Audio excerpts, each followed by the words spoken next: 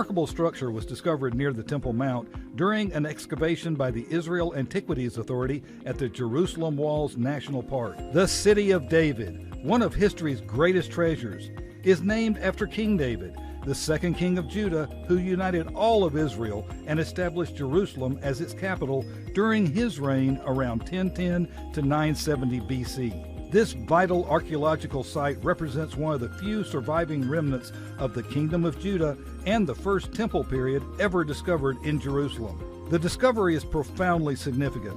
It confirms that ancient biblical Jerusalem extended northward beyond the City of David toward the sacred temple, reshaping our understanding of the city's original scope. In this powerful and enlightening presentation, you'll join Benny Hinn as he explores the palace area of the kings of Judah and visits locations mentioned in the ancient books of Jeremiah and Nehemiah. You'll walk in the pages of the Bible as you accompany him on the actual streets Jesus traveled, and see the Pool of Siloam excavation site, where, as recorded in John's Gospel, our Lord healed a blind man. As you journey along the original path used by Jewish pilgrims, from ritual cleansing at the Pool of Siloam, constructed during King Hezekiah's reign in the Second Temple period, to worship at the Temple Mount, you'll vividly imagine the great pilgrimages that took place here thousands of years ago. More than anything, the discoveries at the City of David powerfully affirm that the Bible is not merely a spiritual guide, but a historical record of actual events, verified by modern science, and can be trusted as the inspired Word of God to direct your life. We are at the City of David. I've been in Israel. We're going to show you some amazing evidence of the reliability of the Bible. Wow, wow, and wow. I want to shout. In yesterday's program, Benny Hinn and his team explored the ruins of King David's palace. This remarkable discovery offers compelling evidence of the royal residence, a substantial structure covering an estimated 10,000 square feet. They also examine a massive water cistern, which became the prison of the prophet Jeremiah after he delivered unpopular warnings to the nation of Israel. In addition, they visited an excavation site within view of the Temple Mount, where multiple layers of civilization spanning thousands of years have been uncovered. As the program concluded, the group went through the royal quarter, once home to Jerusalem's wealthy nobility, on their way to even more extraordinary locations. Now, the adventure continues. So we came down from the palace area on this side, or this shoulder of the mountain. This is where the parking lot is, so that's the other shoulder of the mountain. We're about to cross over down here, and this is the street that goes all the way down to the pool. The story of the Pool of Siloam, there's no natural source of water here, but there's the spring, and that goes back to King Hezekiah. King Hezekiah, when he prepares for the Assyrian campaign, digs the water tunnel. He has workers from two ends dig through the mountain and carry the spring from this slope of the mountain into an inner part of the city at the time, so that the Assyrians don't come and find running water. Yeah, of course. And that becomes the pool of the city. Where was that pool all the years? That was a big question, which is being discovered in recent years. We didn't know exactly the location of the pool. This water tunnel was excavated in 1891, and it brought the people to a pool which was in a church, a Byzantine church, from the 5th century. So everybody used to think that church is the Pool of Siloam. But only the excavations that started here in 2004-05 show that this was the place. So we're going down here. We'll cross and walk down the street under the structures. So once we cross over, we'll go underground on the street itself. Okay, let's go. Okay?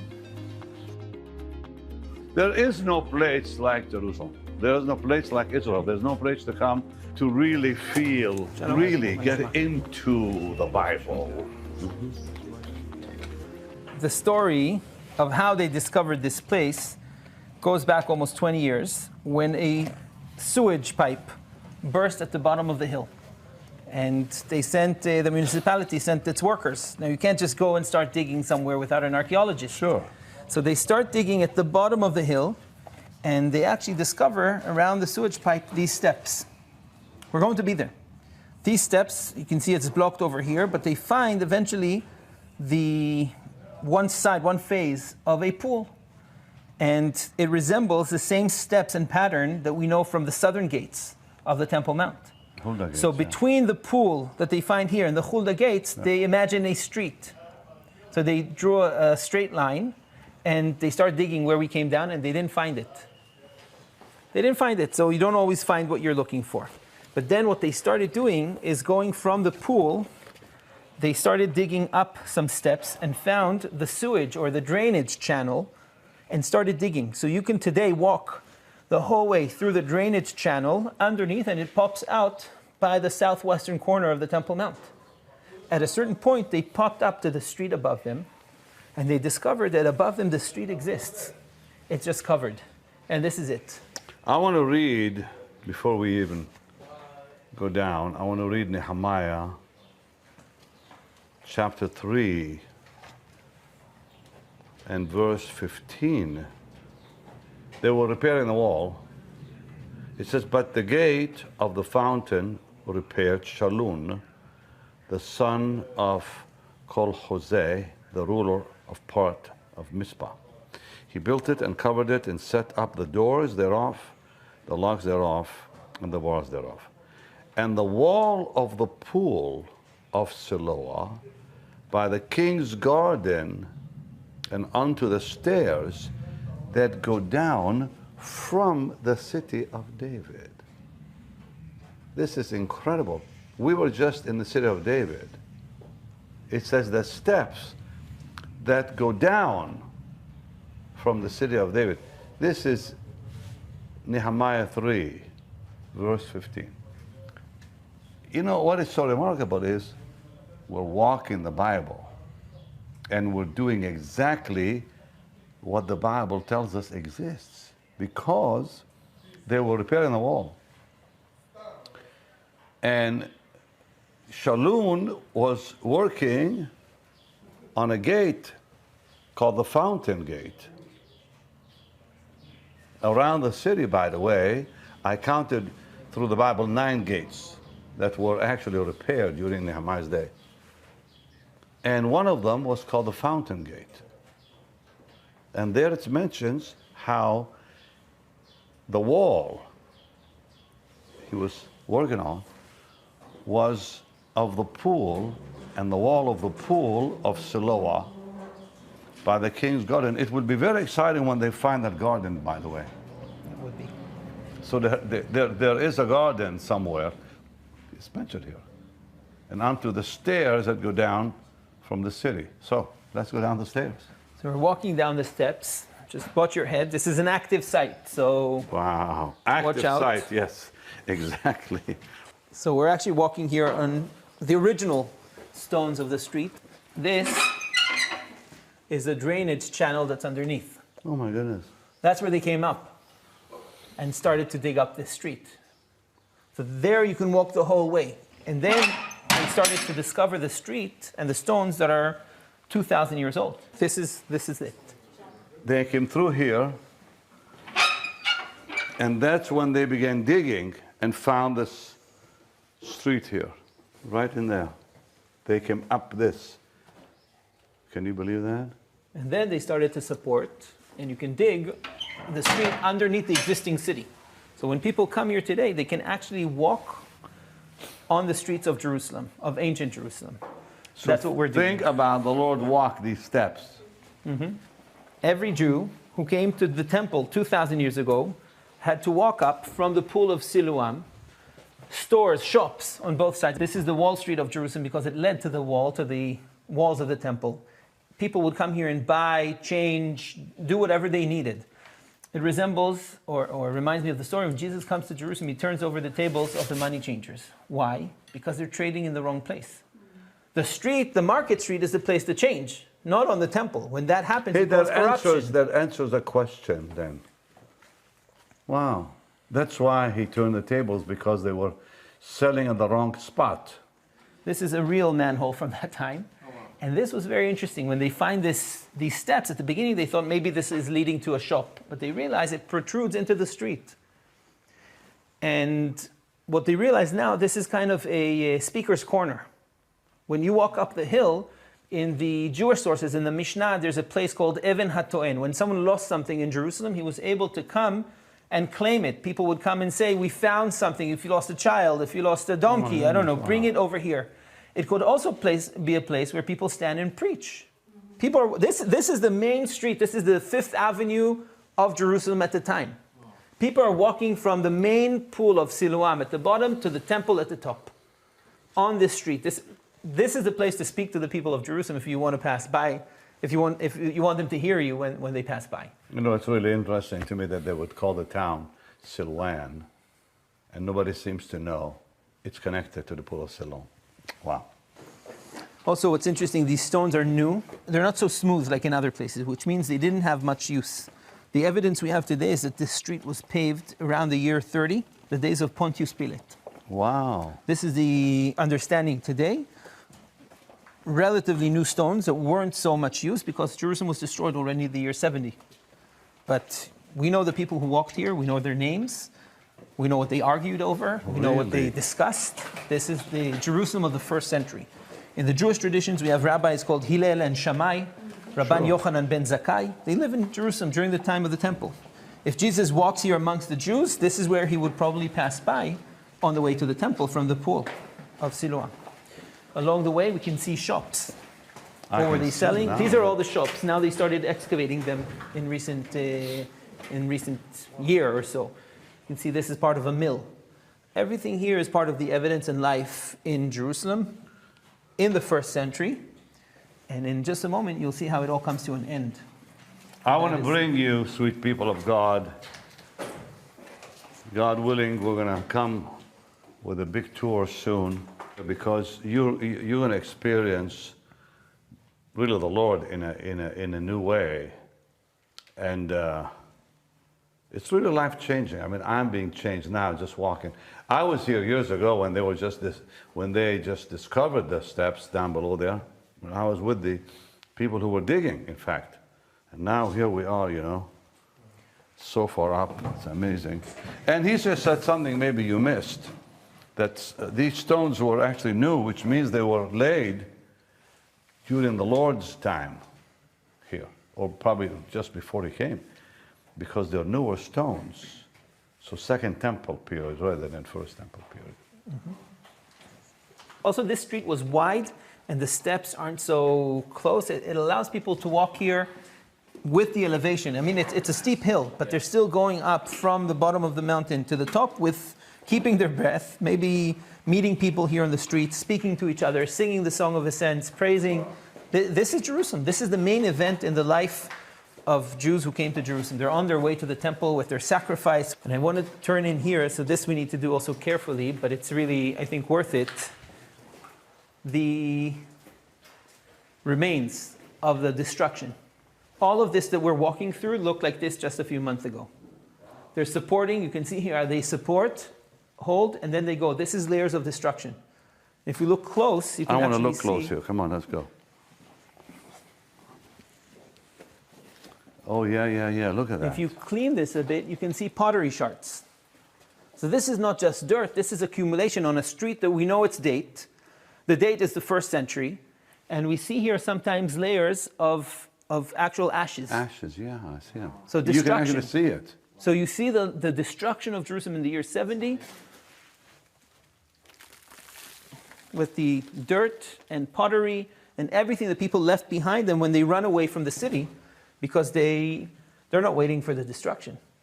So we see the physical destruction of Jerusalem in the year 70, and really correlates with the sources that we know from the time, different descriptions. So this is when the Romans destroyed the city. Yes.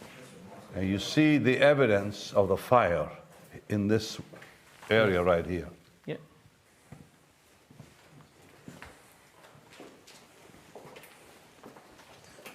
You can see they highlighted over here a coin that was found here. This is one coin, but there were thousands of coins that were actually found. This is what they call the Jewish coin. It's from the year 67. I always say coins are the Twitter of the ancient world. It's how you convey a message. It reaches everywhere. Everybody holds a coin. They see who's the king. What the Jewish coins have on them. Everything. Arbat Aminim, the 4 species. They have the wine amphora. And we're now about 7 minutes from the pool. maybe even less. Wow. Okay. Well, let's go and see more. I'm so excited. I was here years ago, sweet people of God, when they were digging this part. And I'm truly amazed today that we came down all the way from the city of David, just like the Bible said. What a moment for my life anyways. What a marked moment for my life. I'll never forget this. I'm so grateful to the Lord, really am. Lord, I thank you. I really bless your name today. You are the God of Abraham, Isaac, and Jacob, the God of Israel. I give you praise, Lord, for this beautiful moment, for this beautiful divine opportunity for us to be here and to walk the streets of the blessed city of David. To you be praise. Wow.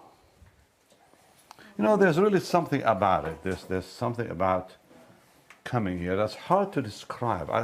Like sometimes people ask me to describe what it's like. It's not a feeling. The word feeling is a weak word, a very weak word. It's the substance of it, you know?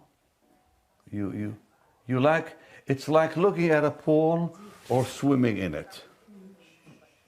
Now you're swimming in it. You're wet. So you can go somewhere and look at a pool or look at a nice ocean. It's, oh, nice ocean, put your feet in it, fine. No. This is like you immerse in the Bible. You immerse in the reality of the Bible. This is why you need to come. I mean, a lot of people say, well, I've been to the ocean. Yeah, but did you swim? You just sat on the beach, or you probably walked and got your feet wet, whatever. That's the difference. Thank you, Asaf, for doing that for us. Thank you for coming. Now we're going to go and look at the Pool of Siloam. That's really something else. So let's go. Come on. You recognize the pattern of the steps. If you've been to the southern wall, the Hulda gates, same pattern. That's how they knew that this connects to the top. So we just arrived, we walked all the way down, and we just arrived at the bottom of the street, which is the Pool of Siloam. Now, when they discovered this pool back in 2004, 2005, they find only one phase of it. But this changes our whole understanding. The pool of the Byzantine church was much later. Now they're able to find the stones connecting to the street from the 1st century, from the days of Jerusalem, of the temple, where the people walked up. And while we've seen many, what we call in Hebrew mikvahs, the purification bath, they're all over. But this is the biggest one. So the man in John chapter 9, Jesus told him to come down, which he came down the steps, and he came here.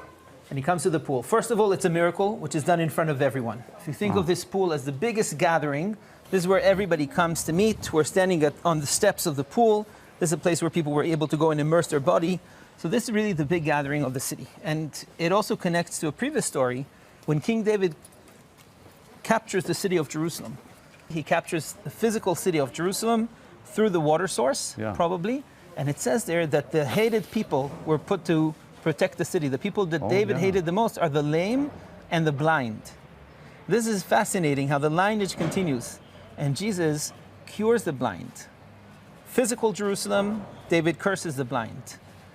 Jesus cures the blind at the pool of the city in front of everyone. So this is how to see the light. By the way, when Joab went up the gutter area to take the city from the Jebusites, it's all mentioned in the Bible, and they found the very gutter.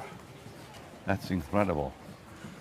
Oh, now, until about 3 years ago, the pool ended over here at this wall. This was all a wall, and the property belonged to, I think, the church, the Greek Orthodox Church. Because they had an opportunity to dig, they are now trying to find the rest of the pool, because this drawing shows us a much bigger pool, but we only estimated based on this part of the pool that was found. I want to go down. When I came the last time here, it stopped right here. Wow.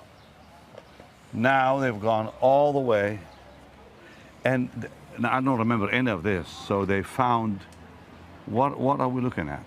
So while we discovered this pool almost 20 years ago, but only one phase of it, we didn't know really what's happening. We believe it continues below, but now they're discovering new things, and you see the excavations are going on. The valley was down below to stop all the water flowing down. And probably under the first temple pool, the first century, second temple period pool, exists the first temple pool from the days of King Hezekiah. And hopefully the excavations that will continue will discover more about what's going on here. But you can see the work is in progress. I've just had one of the most amazing experiences of my life. And I mean that. I'm not just saying these words. You know, you could say, like, I've had the most amazing experience in Israel. I've had the most amazing experience in some place. But I'm saying in my life, guys, precious people of God, I'm saying in my life, because I didn't think I would sense what I sensed. And it's really a very weak word. It's not even the right word. Like, how do you explain when God meets you somewhere, you know? And it's like the reality of the Bible came at me, wham! Even though I have known the reality of the Bible, even though I've experienced the Holy Land, I've been to the Valley of Elah, I've been to Temple Mount, I've been to the Upper Room, I've been everywhere. This is different. And I've been here before. I've not seen the whole city of David. I've not been to the palace where David lived and the kings of Judah. But coming here, it's like God met me at every turn, you know? Like every time we turn, like this. Wham, wham, wham, wham, wham. I think the only experience I can use, you know, have you ever stood under a fall? Waterfall? You can take a shower, no, like where the water is so heavy it almost knocks you out. That's what it's like here. It's like wham, the water coming down with force on you. And it does something like in the natural, if ever you stood under a fall, it relaxes your muscles and you stand there and you know you feel so good afterwards. Spiritually, it's even stronger. Even stronger. You've got to come here. I don't know how else to say it. You've got to come here and don't be afraid. It's safe. It's very safe. I wouldn't be saying it if it isn't, okay? So some of you have been wondering, should I go to Israel, not go to Israel, whatever. If there was no Bible sites, let's say there was no Bible sites in Israel, except this, it's worth it. I mean, think about how many Bible sites there are in this country. It's hundreds, really. If this was the only Bible site, it's worth coming here. Wouldn't you say that? Okay, come on, Marie, and come on, Lucas, and come on, Jackson, and Rami, come with us. Am I right, guys? Yes, absolutely. Why? Absolutely, it's a life-changing experience. They have to see it to believe it, and then it strengthens your faith. And right now, with everything happening in the world, your faith has to be strengthened. Lucas, like, did I describe it right, like a waterfall? You did. It's come on closer so they can hear you. It's almost like being baptized into a new reality. Like Pastor was saying, as that water's falling on you, there's a weighty reality of Scripture that's hitting you. From every corner, because like you turn around and there's Jeremiah, you turn around and there's something else, and there's David, and there's the kings of Israel, and there's the kings of Judah. You're like spinning in your head. All the connections coming together in your head, and so much more that isn't a part of this. In other words, it brings other things in. You read in the Bible. Like, you know, when you read, for example, the 3 names in Jeremiah 38, it connects you to King Zedekiah, connects you to, you know, all the others and how they did, and then the Babylonians came in, and it all comes to life, all with a little coin you're talking about. And then you're standing in the dungeon. That was something. Being there in the pit that Jeremiah was thrown into, and then him being pulled out, you know, it's like you're in this pit, and all that I can think about is the Lord being crucified and then going down into the earth. You know what sustained Jeremiah? What sustained him? He said, I found the word of the Lord and I ate it. Wow. Yeah. And it was the joy of my heart, he said. He was the most persecuted prophet probably of his day. Am I right, Asaf? Yes. So he said earlier something maybe you missed. He said Isaiah, from that location, spoke about salvation. He prophesied about the coming salvation. It was Jeremiah who talked about, listen, if you want to live, you better go out from the city, you know, and on, because the Babylonians were around the city. But you're in that dungeon and you're thinking, that man survived this? And the mud was probably up to his waist? Or to his chin. Or maybe only God knows how deep the mud was in there. And he survived by what? The word of the Lord. So he's talking, I'm thinking, my heart is like a machine going, you know, with all kinds of like coming out. And I'm thinking, this is the man who said, I ate the word. I found the word and it was my joy. So think about a man being in this dungeon and happy about it. And preaching to people who didn't want to hear him. Yeah, and didn't give up. Yeah. Right. Hated. Huh? Hated, despised. Yeah. Wow. So the city of David does a lot for you. I think as a Christian, you come here, you not only experience the Bible, you become strengthened. You leave saying, they survived, I'm gonna survive. Amen. Jeremiah, if Jeremiah survived this, and he came through this hole, and he went up through this, and he was in this muddy place, it's cold even now, imagine what it was like then. And he was persecuted, starved, by the way, starved, they starved him. Right. He survived. And you think about all the prophecies fulfilled suddenly. So, because you're here. I mean, how did the Jewish people survive, for goodness sake? Well, your family went through the Holocaust. Right, my mom. Well, you're still here. I've known Rami for a long time. I was sitting having lunch at a restaurant in Beverly Hills. At that time, he worked for the Ministry of Tourism, and he was one of the leading men in Los Angeles. You were like the, what do you tell him, huh? Consul for Tourism for the West Coast. Yeah. So he saw me, he came in, and he said, Benny Hinn, I wanna meet you. I was eating pizza, I guess, or something. Yeah. And since then, we've been friends. How many years ago was that? It was 25 years. 25 years, 2000. And it's been amazing because through him and others like him, I've met a lot of people in Israel. I've met a lot of people through him. And it's amazing that you talk to a lot of them who will tell you their history. And you're totally amazed by how did they make it? You know, like, they're still here. Because God is in it, that's why. A lot of us made it because Benny Hinn was here during the toughest times. He's been a friend of the State of Israel. Prime Minister Netanyahu met you many times. And the nation is thanking you for what you're doing, being here during the toughest times and the greatest times, and bringing 65,000 tourists to Israel, right, till now? Altogether. Yeah. So... Well, I want to bring more. I want to invite you again to come to Israel and come with us. But even if you come by yourself, just come. You know, get on a plane and just show up. And they would love to see you. I'm telling you, they would love to see you because they need you now. Both Israelis and Arabs need you here in the land. All right. God bless you. Shalom.